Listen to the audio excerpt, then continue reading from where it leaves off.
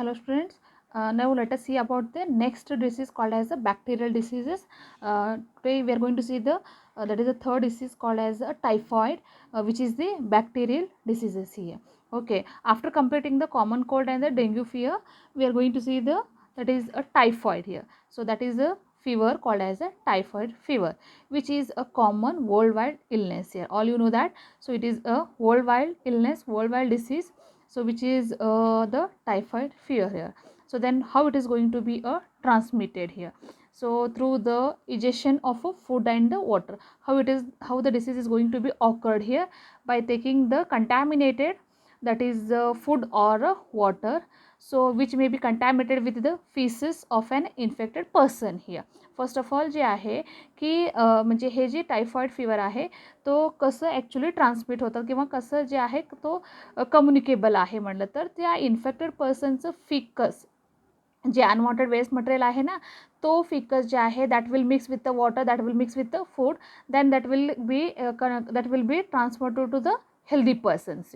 So in this way there is a way of a transmission of this bacteria to from the infected person to a healthy person here. So that is the typhoid fever. That is the first point, we call it as a transmission here. Then which is that bacteria which causes this typhoid fever here? So the bacterium named as Salmonella typhi here. Okay, the bacteria very important, हे लक्षात ठेवायचं तुम्हाला की हे टायफा हे जे word आहे ना की तो that is the Latin word typhus म्हणून, त्याच्यापासून हे जे आहे टायफॉइड म्हणून डिराईव्ह केलं.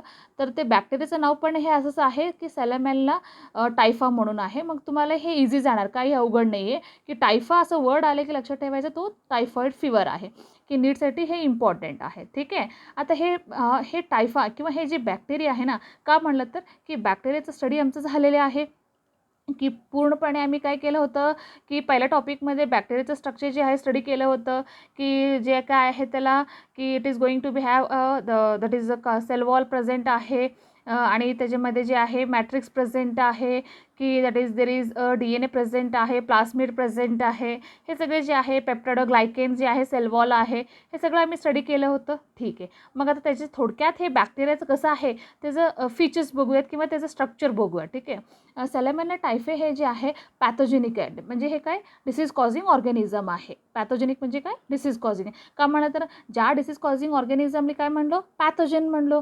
मग आता हे डिसीज कॉझिंग म्हणलं तर पॅथोजेनिक झालं. ठीक आहे, मग त्याच्यामध्ये हे ग्राम नेगेटिव्ह बॅक्टेरियम आहे. तर आम्ही पण हे स्टडी केलं होतं ग्राम नेगेटिव्ह बॅक्टेरियम काय आहे आणि पॉझिटिव्ह बॅक्टेरियम काय आहे. लक्षात ठेवायचं की हे काय बॅक्टेरिया आहे, नेगेटिव्ह बॅक्टेरियम आहे, predominantly found in the intestinal lumen आहे. लक्षात ठेवायचं का म्हणत तर तुम्हाला माहिती आहे म्हणजे हे जे बॅक्टेरिया आहे इंटेस्टायनल लुमेनमध्ये फर्स्ट ऑफ ऑल जे आहे फाउंड आउट होतात. So its pathogenicity is due to the outer membrane, म्हणजे हे जे पॅथोजेनिसिटी त्या स्ट्रक्चरमध्ये कुठं आहे म्हणतात त्याचं आउटर मेम्ब्रेनमध्ये आहे.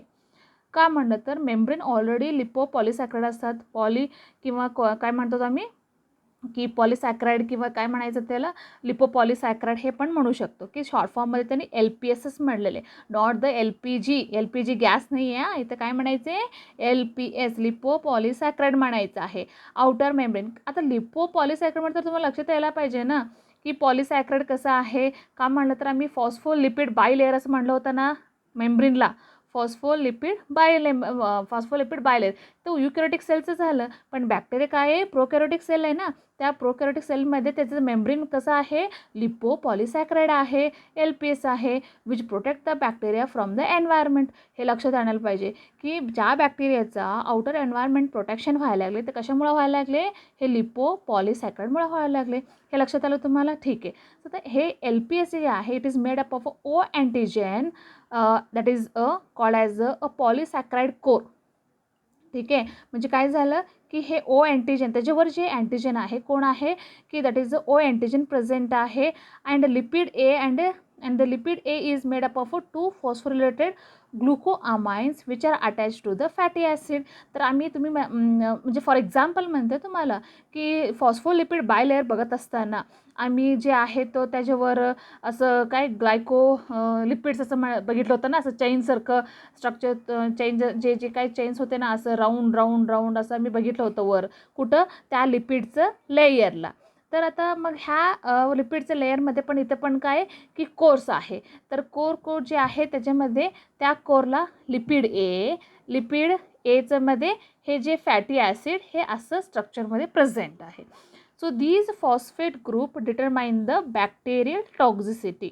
असं जे स्ट्रक्चर आहे त्या स्ट्रक्चर डिटरमाइन करतात की म्हणजे त्याच्यामध्ये ओ अँटीजन असायला पाहिजे, म्हणजे पॉलिसॅक्राइड कोर असायला पाहिजे आणि लिपिड ए हे असायला पाहिजे. हे तीन कोण ओ अँटीजन, पॉलिसॅक्राइड कोर आणि लिपिड ए हे डिटरमाइन झालं त्या बॅक्टेरियलचं टॉक्झिसिटी. क्लिअर आहे सगळ्यांना? ठीक आहे. So 2 that is a phosphorylated glucoamine झालं which are attached to the fatty acid, and these phosphate group will determine the bacterial toxicity here. Okay, so animal carry an enzyme that specifically remove these phosphate group to an attempt to protect themselves from these pathogens here. जे काही enzymes आहे त्या enzyme जे आहे so that will specifically remove the phosphate group, definitely remove करतात in attempt to protect themselves from these pathogen. म्हणजे एकदा आपल्या बॉडीमध्ये पॅथोजन एंटर झाले की तर एन्झाईम काय करतात त्याला डिस्ट्रॉय करतात. का बरं? तो आपल्याला डिसीज कॉज करणार नाही आहे. ठीक आहे. मग to protect themselves from these pathogen. The O antigen being on outermost part of the LPS complex is responsible for the host immune response and make it difficult for antibodies to recognize. हे जे LPS आहे हे फार important आहे की हे LPSच most important का असं म्हणायचं मला की होस्ट ऑर्गॅनिझममध्ये कधी तो आत गेला म्हणजे बॅक्टेरियाचं मेम्ब्रेन कोण आहे? LPS आहे. तो होस्ट ऑर्गॅनिझममध्ये गेल्यानंतर बॉडीच्या आतमध्ये गेलं किंवा हेल्दी पर्सनच्या आतमध्ये गेलं तर तो अँटीबॉडीला रिकग्नाइज करून देणारच नाही आहे. तुम्हाला माहिती आहे एकदा बॉडीमध्ये पॅथोजन एंटर झालं की काय आलं? अँटीबॉडी प्रोडक्शन झालं. मग ह्या LPSमुळं काय झालं की अँटीबॉडी रिकग्नाइज करून देणारच नाही आहे. तसं हे LPS कॉम्प्लेक्स ह्या बॅक्टेरियामध्ये काय आहे? कोणता बॅक्टेरिया? सॅल्मोनेला टायफे. लक्षात ठेवायचं. ठीक आहे. आता बॅक्टेरिया म्हणा तर त्याचा फ्लॅझिला पण असणार आहे, तुम्हाला माहितीच आहे ते. फ्लॅझिलामध्ये पण अँटीजन आहे. त्या अँटीजन काय असणार आहे? H अँटीजन असणार आहे. ठीक आहे. तर हे इम्पॉर्टंट पार्ट आहे, थोडं लक्षात ठेवायचं. का म्हणलं तर की जे काही पार्ट जे ह्या सॅल्मोनेला टायफेचं आहे तो इम्पॉर्टंट आहे. का म्हणलं तर की सॅल्मोनेला टायफे जे आहे की तो स्ट्रक्चर बघायचं असेल तर की ह्या असं बॅक्टेरियाचं झालं बेसिलस फॉर्मचं हे स्ट्रक्चर रिप्रेझेंट झालं की त्याच्यावर जे आहे की काय असतात? हे फ्लॅझिला असतात. ठीक आहे.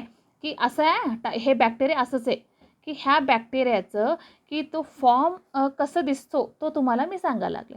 तर त्या बॅक्टेरियाचं त्या फ्लॅझिला म्हणजे हे झालं. फ्लॅझिलावर अँटीजन कोण झालं? H झालं. आणि त्या मेम्ब्रेनचं अँटीजन कोण झालं? O झालं. ठीक आहे. तर हे इम्पॉर्टंट आहे. सॅल्मोनेला टायफे दिसायला असं आहे आणि त्याच्यावर अँटीजन का म्हणतात तुम्हाला नीडसाठी इम्पॉर्टंट आहे. फ्लॅझिलामध्ये H अँटीजन आहे, लक्षात ठेवायचं. आणि त्या मेम्ब्रेनवरती कोणतं अँटीजन आहे? O अँटीजन आहे, हे लक्षात ठेवायचं. तर आता हे मेम्ब्रेन कसं आहे? LPS आहे.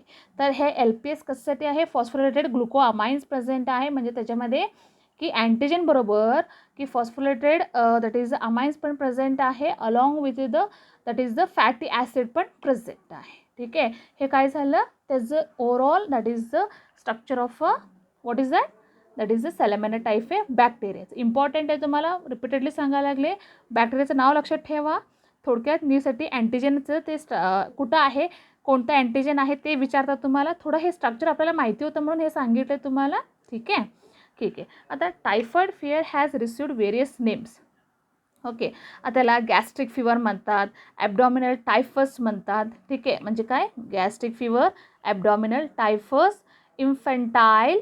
Okay. It is the intermittent fever, enteric fever, nervous fever, pathogenic fever. का म्हणलं तर हे जे बॅक्टेरिया आहे it is going to spread to the variety of our body structure. की तो गॅस्ट्रिक फिवर असं म्हणलं तर की का म्हणलं तर गॅस्ट्रिकचं म्हणजे HCl पास करून तो आपल्या बॉडीला इन्फेक्ट करणार आहे. का म्हणलं तर HCl असं एक ॲसिड आहे so that has to kill the bacteria. But due to the nature of this strong there is no that they are not be killed by the this gastric juices, that is HCl, so it is called as the gastric fever. की ॲबडॉमिनलपर्यंत तो pass होणार आहे म्हणून तो abdominal typhus असं म्हणलेलं आहे. ठीक आहे. तर ह्याच्यावरून काय झालं, त्यांचं नाव दिलेलं आहे, तो पण इम्पॉर्टंट आहे. The name typhoid was given by the Lewis in the 1829 as a derivative from a typhus असणार आहे. ठीक आहे. आता typhoid is a food and the water borne disease आहे. हे लक्षात ठेवायचं की कधी कधी हे पण तुम्हाला किती इझी असं वाटते, पण तो पण तुम्हाला डिफिकल्टीमध्ये नीटमध्ये विचारतात. फूड आणि वॉटर बोर्न डिसीज असतात. Flying insects feed on a faeces may occasionally transfer the bacteria through the poor hygienic habitats and the public sanitation system हे. तर हे जे कुठं आपल्याला व्यवस्थित हायजीन हॅबिट्स नसतात की क्लीननेस वगैरे मेंटेन करत नाही आहे, तिथं ह्या टाईपचे डिसीज जे आहे स्प्रेडिंगमध्ये, कम्युनिकेशनमध्ये जास्ती होत असतात. म्हणून तरी इथं म्हणलेलं आहे की आणि त्याला स्प्रेड करण्यासाठी हे फ्लाइंग इन्सेक्टचे मेन रोल प्रेझेंट आहे. ठीक आहे. मग आता हे ट्रान्समिशनचं रोल झालं आणि त्या बॅक्टेरियाच्या स्ट्रक्चरचा रोल झाला.